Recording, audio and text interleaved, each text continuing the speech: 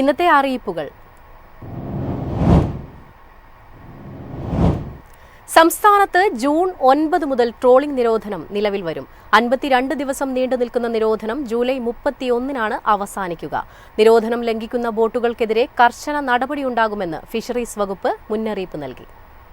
മീൻ സമ്പത്ത് വർദ്ധിപ്പിക്കാനും തൊഴിലാളികളുടെ വരുമാനമാർഗം ഉറപ്പിക്കാനുമാണ് ട്രോളിംഗ് നിരോധനം. ഇക്കാലയളവിൽ തീരത്ത് നിന്ന് 22 കിലോമീറ്റർ ദൂരം മീൻപിടുത്തം അനുവദിക്കില്ല. ട്രോളിംഗ് നിരോധന കാലയളവിൽ ട്രോളിംഗ് ബോട്ടിലെ മത്സ്യത്തൊഴിലാളികൾക്കും അനുബന്ധ തൊഴിലാളികൾക്കും സൗജന്യ റേഷൻ അനുവദിക്കും. നിയമം ലംഘിച്ച് മീൻ പിടിച്ചാൽ കർശന നടപടിയുണ്ടാകുമെന്ന് ഫിഷറീസ് വകുപ്പ് മുന്നറിയിപ്പ് നൽകിയിട്ടുണ്ട്. നിരോധനം ലംഘിക്കുന്ന ബോട്ടുകൾക്കെതിരെ നിയമ നടപടിയും സ്വീകരിക്കും. നിരോധന കാലയളവിൽ കടലിൽ പോകുന്ന ഇൻബോർഡ് വള്ളത്തോടൊപ്പം ഇക്കുറി ഒരു കാരിയർ വള്ളം മാത്രമേ അനുവദിക്കൂ. തോണിയിലും ഇൻബോർഡ് വള്ളത്തിലും മീൻപിടുത്തം നടത്തുന്ന പരമ്പരാഗത മത്സ്യത്തൊഴിലാളികൾക്ക് നിരോധന സമയത്തും കടലിൽ പോകാം. ട്രോളിംഗ് നിരോധന ഭാഗമായി എല്ലാ തീരദേശ ജില്ലകളിലും 24 മണിക്കൂറും പ്രവർത്തിക്കുന്ന ഫിഷറീസ് കൺട്രോൾ റൂമുകൾ പ്രവർത്തിക്കുന്നതാണ്. News desk Myfin TV.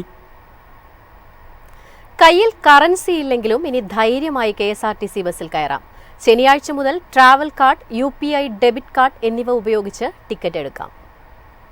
ഇനി KSRTCയിൽ ചില്ലറപ്പേടി വേണ്ട. നിലവിൽ തിരുവനന്തപുരം, കൊല്ലം ജില്ലയിൽ നടപ്പിലാക്കിയ സംവിധാനമാണ് സംസ്ഥാനത്താകെ വ്യാപിപ്പിക്കുന്നത്. ചലോ ആപ്പുമായി സഹകരിച്ചാണ് പദ്ധതി. ഗൂഗിൾ പേ, പേടിഎം, മറ്റ് പ്രധാന ബാങ്കുകളുടെ ആപ്പ് എന്നിവയിലൂടെ ടിക്കറ്റ് തുക നൽകാനാകും. എന്നാൽ ക്രെഡിറ്റ് കാർഡ് സ്വീകരിക്കില്ല. KSRTCയുടെ പഴയ ട്രാവൽ കാർഡ് പുതുക്കിയാണ് പുതിയ സംവിധാനത്തിൽ ഉൾപ്പെടുത്തിയിരിക്കുന്നത്. 100 രൂപയാണ് പുതിയ കാർഡിന്റെ വില. KSRTCയുടെ കണ്ടക്ടർമാരിൽ നിന്നും വിവിധ ഡിപ്പോകളിൽ നിന്നും ഈ കാർഡ് ലഭ്യമാണ്. 50 രൂപ മുതൽ 2000 രൂപ വരെ ഈ കാർഡിൽ ചാർജ് ചെയ്ത് യാത്രയ്ക്ക് ഉപയോഗിക്കാം. കാർഡിലെ തുകയ്ക്ക് സമയപരിധിയില്ല. തുക തീരുന്നതുവരെ യാത്ര തുടരാം. കാർഡ് ബന്ധുക്കൾക്കും സുഹൃത്തുക്കൾക്കും കൈമാറാം. കാർഡ് പ്രവർത്തനരഹിതമായാൽ അപേക്ഷ നൽകിയാൽ 2 ദിവസത്തിനുള്ളിൽ പുതിയത് ലഭ്യമാകും.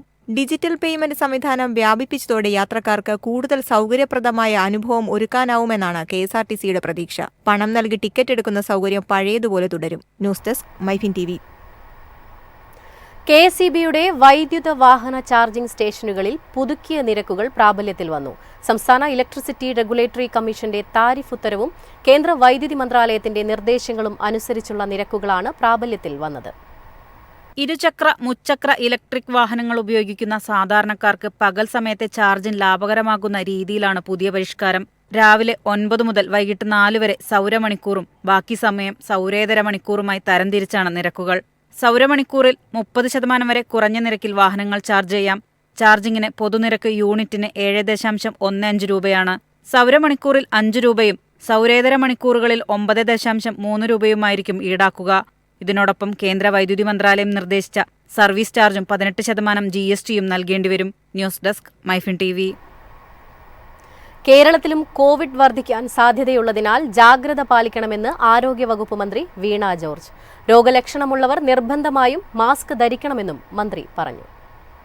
പൂർവേഷ്യൻ രാജ്യങ്ങളിൽ കോവിഡ് കേസുകൾ വലിയ തോതിൽ റിപ്പോർട്ട് ചെയ്യുന്നതിന്റെ പശ്ചാത്തലത്തിലാണ് മന്ത്രിയുടെ നിർദ്ദേശം.